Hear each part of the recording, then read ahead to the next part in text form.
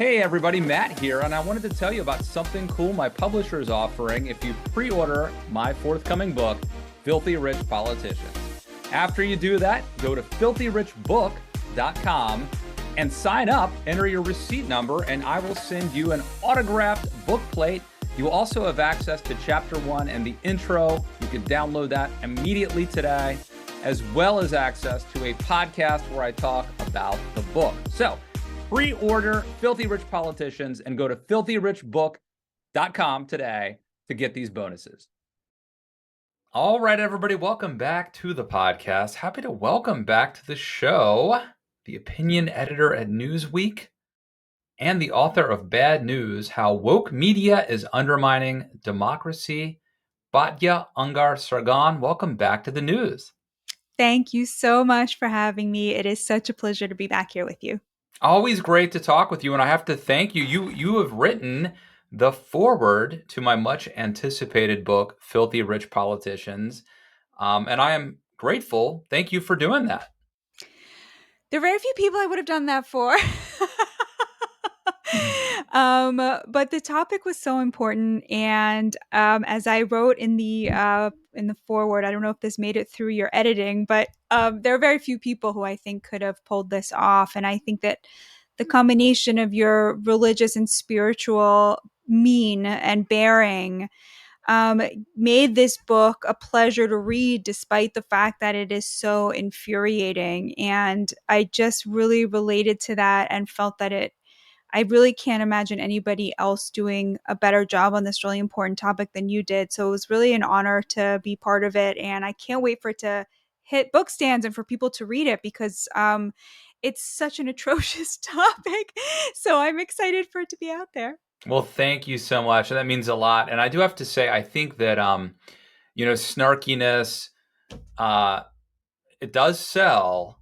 I'm not sure if it lasts for a whole book, an entire book that would be, mean and full of schadenfreude. I don't know. I don't think I would want to write that. So, yeah, you're right. I mean, I want to say this book, I think there is a salacious part of it. Like, look at all these rich people and look at all the horrible things they're doing. And you could be mad about that. But then there's a deeper theme, which is about, we have this precious miracle called America, and we need to preserve it. And if the game is rigged, we need to fix that. And if it's a swamp, we need to drain it. And we shouldn't. And if we're mad at people, that's not going to be good for us or them either. So we need to be productive and fix things. It goes beyond the tone of the book. So it goes beyond the tone to the content, by which I mean it's not like an anti-billionaire book. It's not there's a lot of populist left writing or progressive writing that is just steeped in envy of the 1% by the top 10%. And, that doesn't get you very far. And amazingly, this firsthand as a working class boy yourself, but that's not how working class people think about the super rich. They tend to see them as jobs creators, and they do not have envy for them because they think that they're inspirational. And I think that you really brought that perspective, like where it's not just about envy. It's not about wealth being bad. It's about the combination of wealth and politics selling out the hardest working Americans. So, everybody go buy this book, read this book. You'll be able to get through it without wanting to kill yourself, but it is very inspirational and motivational. It makes you want to make this country better. Well, thank you so much. And again, thank you for that great foreword that you've written. And for people who don't know, if you want to do something for a writer, pre-order their book. It means so much. Although I will say, Batya, I think you may be the exception that proves the rule. Am I correct that it felt like to me that your book took off a little bit later, a couple weeks in after you were on CNN, and that's when I sort of met you and got to know you, was after you were on what's it called, the old Howie Kurtz show, Reliable Sources, right? Did it take off later, or was it already a hit and then I picked up on it late? I think it was a slow burn. Yeah. I mean, there wasn't initially a lot of interest from like the kind of mainstream liberal media, I would say. It wasn't being on CNN. It was the viral clip, I think, of the CNN that was on Twitter that kind of jump started. But, and then it became, then it really sort of took off. I've been really surprised by the response. And at first people said to me, nobody reads books about the media, which I think is probably true, and so I assumed nobody was going to read it. um, Now I'm really hoping that it wasn't just because it was about the media, and that people actually will read my next book, which is about the working class, and it contains a lot of stories of hardworking working class Americans, and I'm very attached to it, and I hope that people will find these stories as compelling as I did. So at first I was like, well, no one's going to read my first book because it's about the media. And now I'm like, oh, did people only read it because it was about the media and they won't read anything else that I write? No, it's a valid point, though. I didn't see you on CNN. I saw the YouTube Right, clip right, of you on CNN, exactly. which really kind of went viral, and that's how I reached out to you, and thankfully you replied. Doesn't always happen that way. When's the new book? When is your new book out? Um, It's supposed to be out in April. Of course, my deadline for the manuscript is next week, and I am definitely not going to meet that. So I'm hoping that it still comes out in April, even though the manuscript's going to be a little bit late. But I'm in good shape. I've done most of the reporting. Now it's sort of the writing part, which is both easier and harder, and whatever. I'm not going to complain about having the easiest job on the planet, But yeah, hopefully April. Yeah. That's a really quick turnaround. I feel like with my publisher, it was like from the time I feel like I think we kind of came to an agreement that this was probably going to happen around Valentine's Day of 2022. And Hmm. so from the time of sort of conception until publication, it's like a year and a half. And it sounds like yours is coming together a little quicker than that. Well, I came up with the idea about a year ago in August, and started writing it and reporting it. And then until my publisher kind of said yes, obviously that was much later.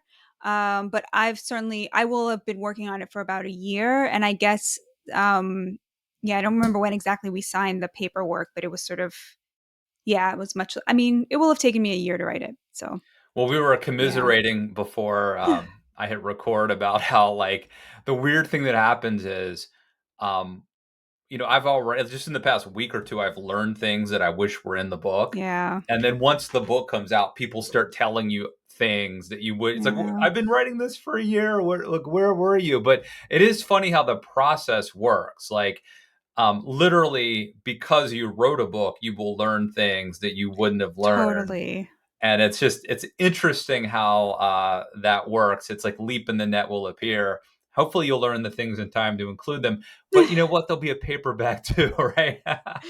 Right, exactly. I think I once somebody told me, I think early on in my career as a journalist, they said, what happens when you're reporting a story is you start, laying track, reaching out to people, doing interviews, calling people, talking to people, having conversations, and at some point you start hearing things you've already heard, and that's when you know you're ready to start writing. It's like you start to hear things that other people have told you, and then you kind of relax a little bit and you're like, okay, I know the lay of the land. There aren't going to be any like surprises that would change everything, right? You kind of get a sense of what the landscape is. So I and that is so true, don't you think? That is just so accurate. Well, for me, it's been the experience of like I've been promoting this book for what feels like forever, and it's partly a Hmm. strategic move because, you know, um, you can either start promoting it the day the book publishes, or you can start 6 months earlier and try Right. to get pre-orders. And what I've found is, and I think people who run for office have this same epiphany, which is like you can talk and talk and talk and talk, and you know, like I remember years ago I worked for a guy running for state senate, and we knocked on like 10,000 doors and spent like almost $1 million. And like the day before the election, someone came up to him and said, like, "Now you're the pro-life one, right?" It's like, um, we've been at this for a while. And I've found that like what happens is like I have been talking about filthy rich politicians and just tweeting and Instagramming and like doing whatever I can to get the message out that I'm writing this book. And like just recently, people have been like, "Oh, he's writing a book. Let me tell him stuff." And I think that's what happens with like like Harvey Weinstein, for example. This is a crazy example that's in no way related to my book, but like once you start reporting on like Me Too or Harvey Weinstein, people start coming, out of nowhere telling you their story. But it doesn't happen until you start not only start reporting it, but start talking about reporting it. And so there's like a lag. So like in a Right. way, I wish that my book could publish sooner, but in a way, like if it came out 6 months from now, I would have even more information to share. Right, totally. Somebody once told me also, it takes 6 months for like people to realize you're doing something. Like it just takes, you have to do something consistently for 6 months for anybody in the media world or newspaper industry to notice it. Somebody who works at the New York Times told me that once, and I think that that's pretty accurate. We just recently, a month and a half ago, when I became opinion editor at Newsweek, started doing the daily debate, where every day we have posted to the top of the homepage a debate on one of the major topics of the day. And I'm like, all right, in 6 months, I'm going to turn around and look at the media landscape and be like, yes, there is a place now where you can get a debate on the major story of the day, and it's Newsweek. And hopefully everyone will start copying me because it's literally the most important thing that we could be doing when it comes to opinion journalism. But it's like, I know that I got to put in that work every single day for 6 months before the impact starts to be felt. So I'm like, all right, good. I know the numbers, I have the date in mind, and we're like, let's go, let's do this. Let's show this that this can be done. So that's what I I'm most love the excited about. idea, and Yeah. I think you're right though. It won't even start. People won't even Yeah. start to notice it, and it's weird though. Like from my standpoint, it's like, am I talking too much about this? I'm beating people over the head with it. They're going to get bored with me. They're going to see, Matt has a one-track mind. All he could talk about is this topic of filthy rich politicians, and then but the average person's like, now which one is writing the filthy rich I know, book? totally. So it is one of those things. So one of the people mentioned in the book, as you know, is Hunter Biden, and I tried not to talk too much about Trump or the Bidens in the book for a bunch of reasons, including a lot. There's a million books that have been or will be written about Trump and the Bidens, and I also think that the problem of politicians who are kind of getting rich off of their perch is it's very insidious. Um, and if we only talk about the president, people at the top of the game will have the impression that it's exclusively something that is like just for the top tier. But actually, this is something that really pervades our political culture. So I don't talk too much about the Bidens or the Trumps, but they're in there. And that's another example of a story that is constantly evolving. Do you have any thoughts on kind of the latest and where we are with Hunter Biden? It's so funny because I recently was on a cable news channel, and I was asked about this, and I said, I got to tell you, I've just spent the last year traveling the country and interviewing working class Americans. And when they say the word Ukraine, they're not talking about Hunter Biden. They're talking about, why are we giving them billions of dollars for this territorial dispute when we have so many problems here at home? And that's not to say that they don't think Hunter Biden is a fail son, crack addict, corrupt, whatever. They do think that, but they have real material needs that just trump that kind of a thing.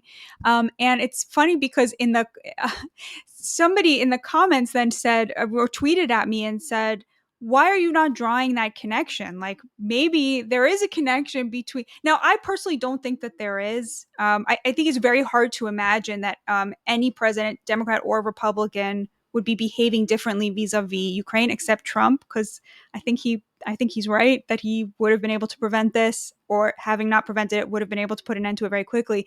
But aside from him, there's such a hunger for war in our elites, and the conspiratorial view is not as compelling to me as just the sort of more diffuse, generalized class interest story, which is, of course, the one that you tell in the book, which is that, you don't need somebody to come and offer you money to do something when it's completely in your class interests to do something and to rally around that. So, for example, people are always saying, oh, the media, the liberal media, or the leftist media covered COVID the way that it did in this extremist, panicked, hysterical way because they get all their advertising from big pharma. And it's like, it doesn't work that way. Like, nobody comes to the journalists in the newsroom and says, cover COVID in this way because we get ads. There's pretty much, I mean, most outlets have a pretty good Chinese wall between advertising and editorial. The problem is that there's immense class solidarity in the members of the elites of the top 10% to where it was completely in their class interest to work from home, keep collecting their paychecks and see their home values skyrocket, right? While the working class, where there was this, this massive transfer of wealth, the greatest transfer of wealth from the middle class to the plutocrats and the billionaire caste in American history. And I think that something very similar is happening. I mean, obviously, Hunter Biden is totally corrupt. I mean, did that $5 million actually go to a shell company that went to his father? Was his father sitting there when he said, "My father's sitting here. We're waiting for the," like, in a way, it matters, okay? It matters, and I support any investigation into this.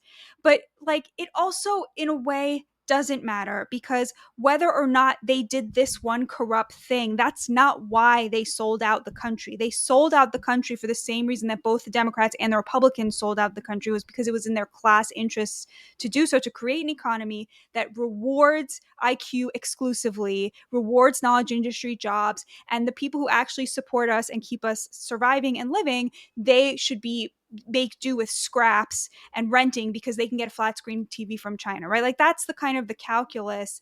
So to me, it's sort of like, I mean, of course, like, there's corruption there, but I think that the more systemic issue where the elites create an economy that gave them all the power and they destroyed the middle class, they plucked some members of the working class into the upper middle class, right? Some of the middle class squeeze went up, ballooning, that top 10%, right? But many more people were sort of pushed to the bottom. I mean, that is the problem, is like, you can't have a democracy without a strong middle class. There's never been a democratic revolution that didn't start with the middle class having more economic power than political power. And what we did in this country was we denuded them completely of their economic power, so they now have no political power.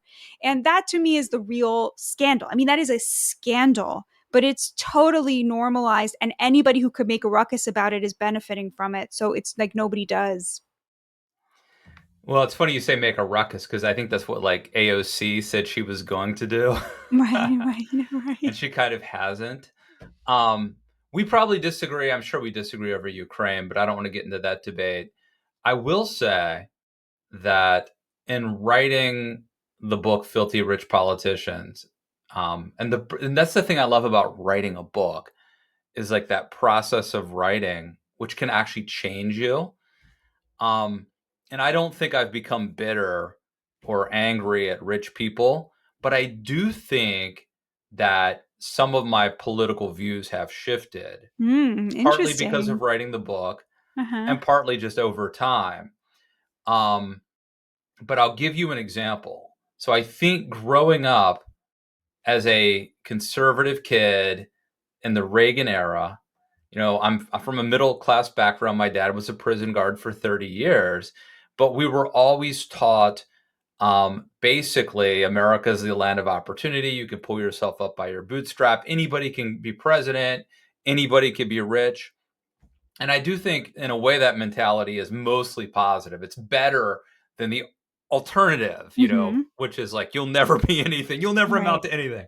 That's much worse than the sort of naive Horatio Alger mentality that I was brought up with. But I do think that part of what happens is when you feed people this mentality that says everything's okay, nothing to see here, it allows the people in control to kind of feed you, bread and circuses while they build a system where they get rich and get in control.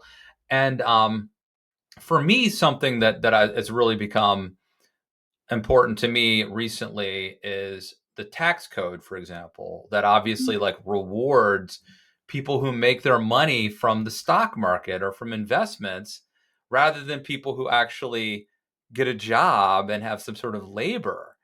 And so that's an area where, I mean, I'm not saying that I've completely flipped on it, but like I used to not be very concerned about it. And now I think it's a very important issue.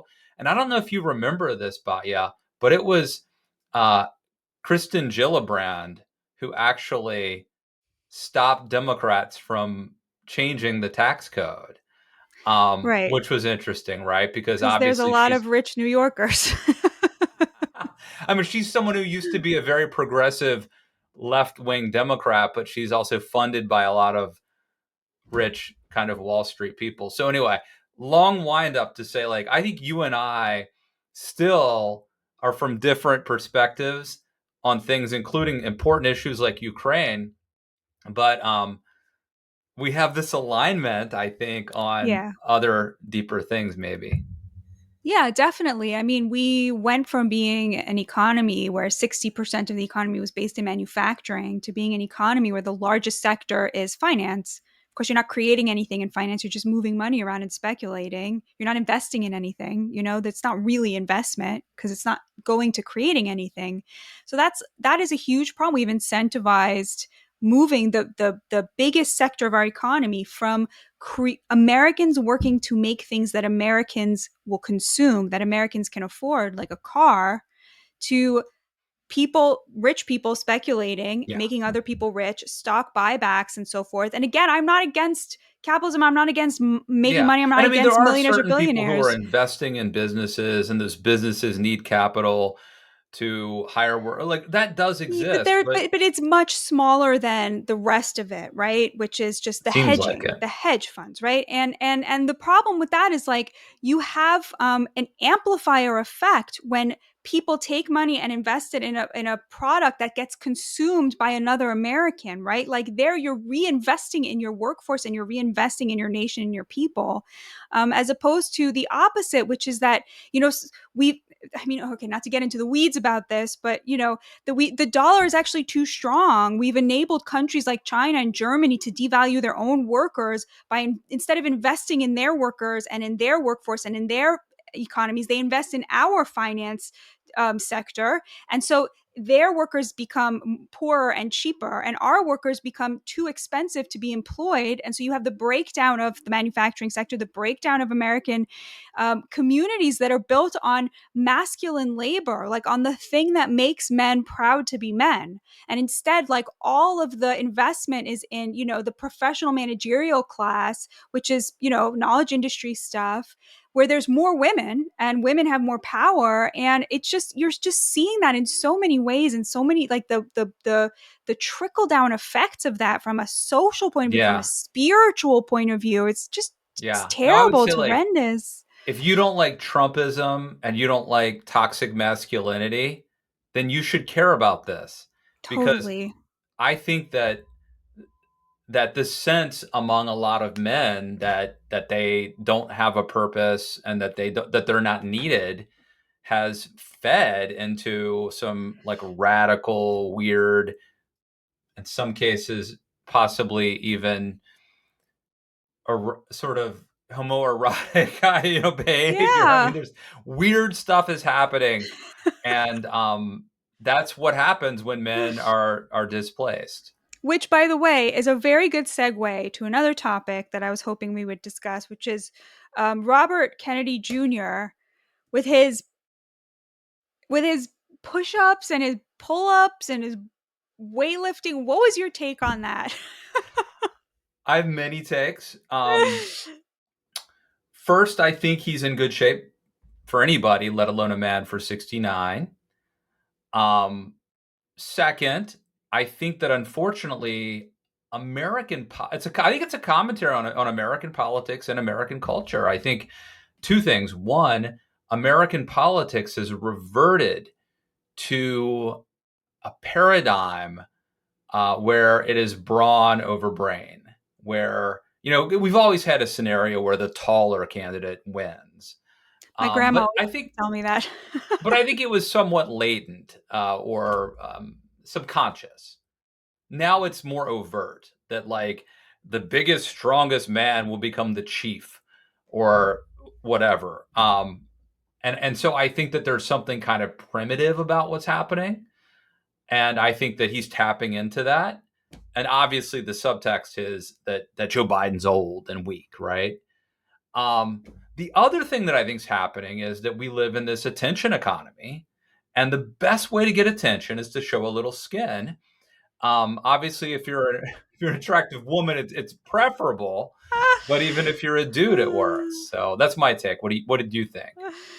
Okay, I thought it was I thought it was just like total edgelord behavior. And like, I mean, I know that it sounds super lame to be on this side of things, and like, that there's a lot of criticism of the DNC for not taking his candidacy seriously and not having a debate. I agree with all of that.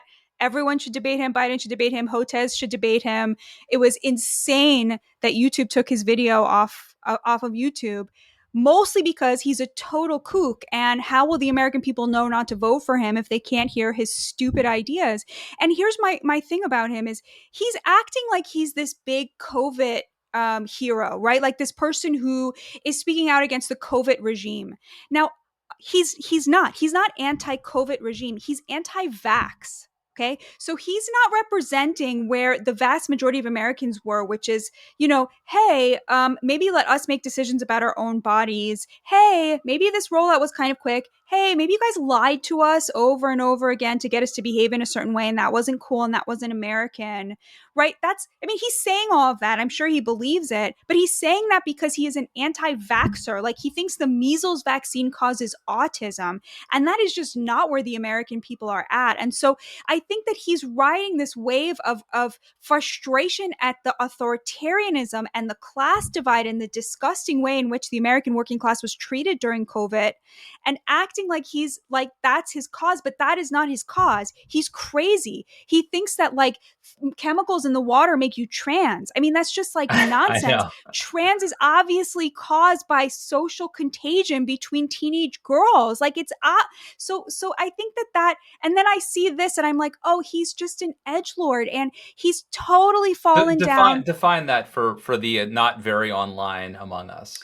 It's somebody who is extremely online and catering to a very online right wing, like audience, and falling down that rabbit hole to please these kinds of people they have all kinds of crazy ideas. Now you're right, there's a lot of homoeroticism going on there, which like I'm not anti-gay or anything, but the themes that are coming up, this resurgence of Nietzscheanism as a rejection of just like where the American mainstream is at is just and you just see him falling down that hole. I mean, he had a real opportunity, but of course he would never take it because he is a person who took the legacy of the Kennedys, the unbelievable privilege, economic and political, that he had with his name. And what did he use it on? He used it to fight a war against the measles vaccine. I mean, a huge waste of a life. And now there's all this thirst for him that's being generated by this, far right crazy stuff.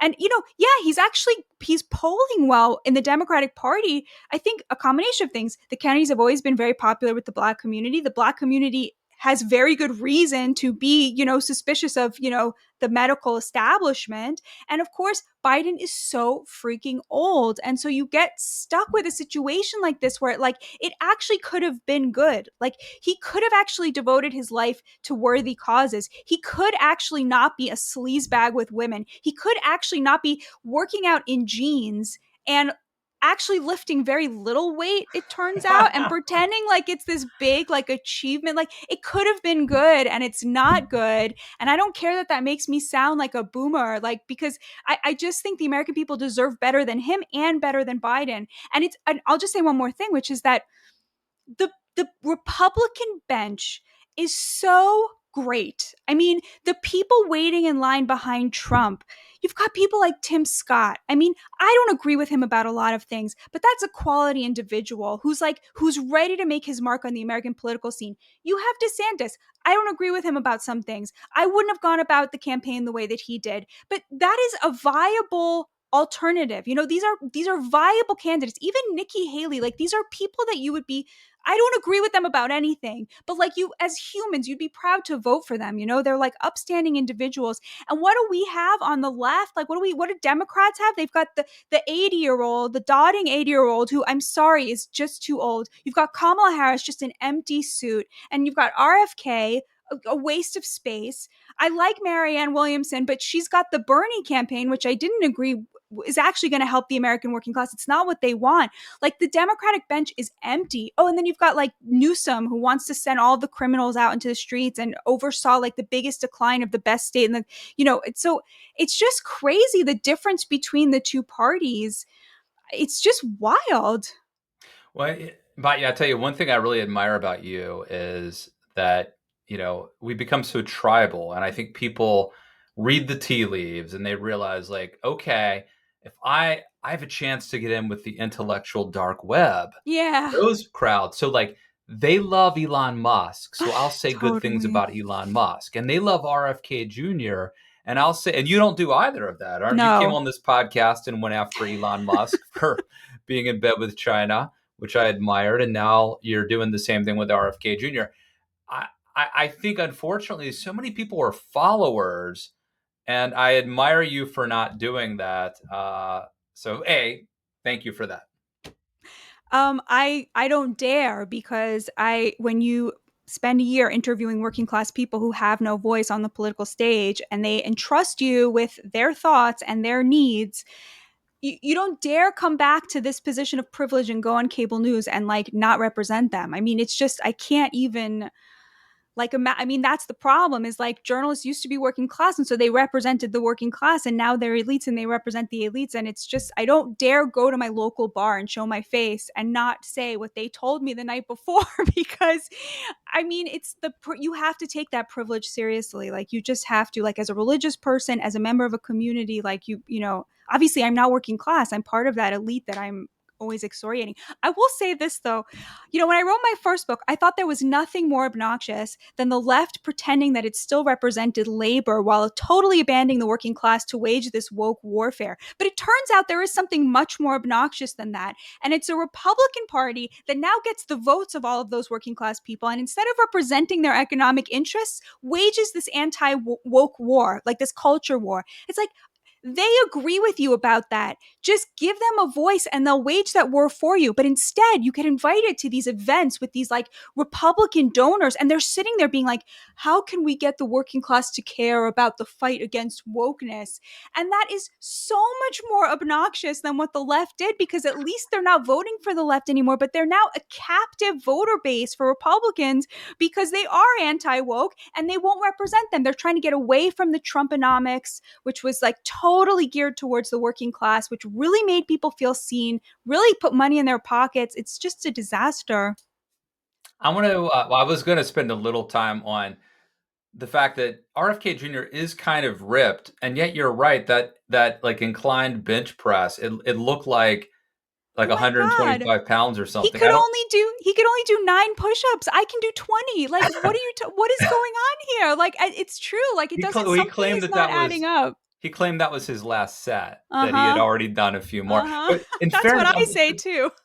I'm not saying I'm an Adonis either, but I don't think he went. He wasn't kind of going all the way down, and He you know what I mean. wasn't. I feel like he was cheating a little bit. I'm just saying, but that's Yeah, just. something doesn't add up. He's the conspiracy theorist. He should have known better than to put that up. And you mentioned the jeans.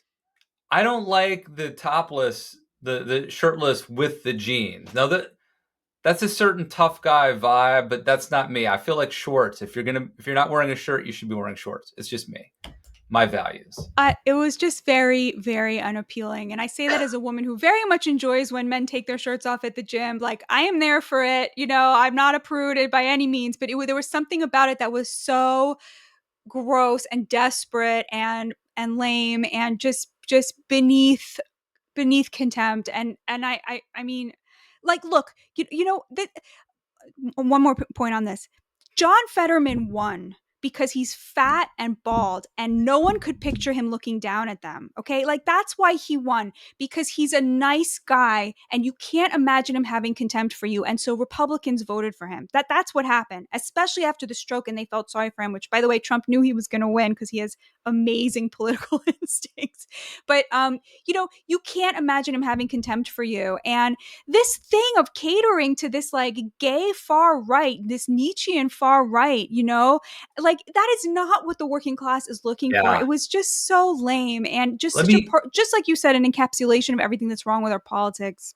I want to make an admission. We'll call it an admission against interest, to use a lawyerly term. But you're tapping into something that I'm noticing in me. All right. I don't like Donald Trump. I've never liked Donald Trump. I think he has like no character, no integrity. And I think he tried to basically overthrow a free and fair election.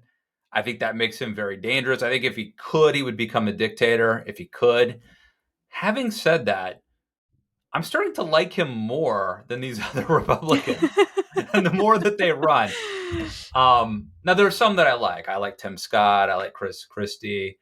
But like Nikki Haley, I can't stand. Did you Tell me see why. her Why do you? tweet? Because don't you agree with her about a lot of stuff? I think she's a total phony, though. Uh Like huh. I did like her, but in like Okay. 2016, I liked her. But there's something about Trump that is likable. Like Trump is funny Yeah, he's and hilarious. he's authentic. And I'm Yeah. having this struggle where I have to remind myself that I don't like him, because the more I see these other Republicans, and I think you're referencing like the Josh Hollies of the world, um, who's a guy who I think pretends to be a populist, an economic populist, or a Theodore Roosevelt disciple kind of guy. But the more that I see, or even Ron DeSantis, who I think you kind of like a little bit, to me it speaks to like authenticity. I think is the big turnoff. Yeah. Whereas Trump is funny, at least. I mean, yeah, the Trump Talk charisma me can't. down.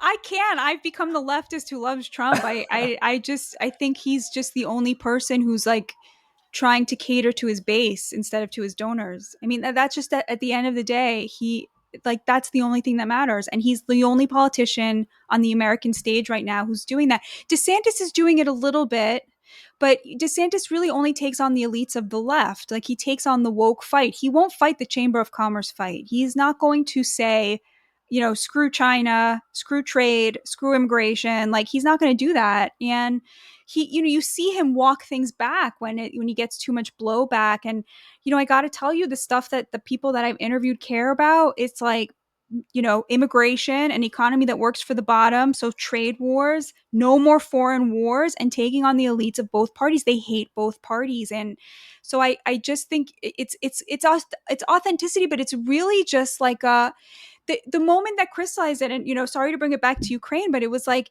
that moment during the CNN town hall when Caitlin Collins said to him, "Wait, Mr. President, are you saying you don't want Ukraine to win the war? Surely you want Ukraine to win the war." And like in that moment, she was not just representing the entire liberal establishment, she was representing the entire establishment of both sides. And we know that Ron DeSantis had already had to walk back saying it was a territorial dispute. And he just refused to back down. He was just like, I want the killing to stop. That's it. He refused to say, I want them to win. And that kind of strength, I mean, it's not character. You're right. He's got a foul character, but it's something. I mean, it is something, and It it's is something something, and let me say important. this, and I do want to just on the record say I don't want to get bogged down in a territorial dispute with you. I'm very much pro supporting Ukraine, but that's not what this podcast is about. You said something very, very interesting that I really agree with, and it was that the other politicians are basically placating or pandering to their donors, Yeah. whereas he is focused on the base. And I think that's true. And I have to say this, although I am philosophically a Reagan conservative with all that entails, I am also a Generation X person. And that entails uh, not liking phonies. I don't like selling out. I don't like phonies. I like authenticity. I mean, we took off the makeup and put on the plaid, jacket or whatever. That's what my generation, you're probably younger than me. That's what we were. That's what we were. And if you read Chuck Klosterman's book, The 90s, you'll get a sense for like a lot of my ethos is tied to those aesthetic values, which are offended by a lot of these Republican politicians who seem very inauthentic. Yeah, and I think that's what bothers me about the woke war. And I say this as a person who, like, the word woke is literally in the title of my last book as something Right. very, very bad and very, very dangerous. I'm super anti woke, but to me, I think it allows them to coast and act like they are some sort of like warriors on behalf of some, the good cause. And it allows them to placate their donors, especially because their voters are a captive audience to it because they agree with them. They're also like really anti woke. They're not anti gay, but they're anti woke. And it's become like such I don't know, like a fig leaf, and it bothers me so much because the other thing is like the things that the working class wants are so modest. Like they just want like the bare minimum of an American dream. Like it's so I've talked to people who are like, if I could only get up to $40,000 a year, I could really relax. I Yeah. could really sleep at night. And it's like, can you imagine like it's just the disconnect between the modesty of their needs and then having this billionaire millionaire Republican donor class who's asking them, who makes $30,000 a year, to carry their water with the one thing they have, which is their vote. Like, it's just very, very distressing to me. Totally. And this, not to bring up my book, Filthy Rich Politicians again, which people should Very relevant. pre-order at filthyrichbook.com. Um, but the average member of Congress now, not your senator, not your president, but your lowly representative of the people's house, the lower chamber, is on average now 12 times richer than the average American household. And so I think that disconnect is very real. And it's been the chasm has been widening during our lifetime, where normal middle class working Americans have been losing ground. Politicians have been gaining ground Yeah. economically. So I And think those are that connected. I mean, those it are is right. connected. That's what class solidarity means, right? That's there's no conspiracy. It's just, when you have $200,000 in the bank and a bunch of investments, your interests are just in a very different place than somebody who can't even get a mortgage, who could barely afford rent. And not just your interest, but your worldview. Like, Yeah. you may really think this is the best way to make America better, but that's informed by your experience and your privilege. Yeah. And so I think that, anyway, get the book. You've read the book, so you don't need to get it, but Get the book, guys. Get the get the book. book. It's good.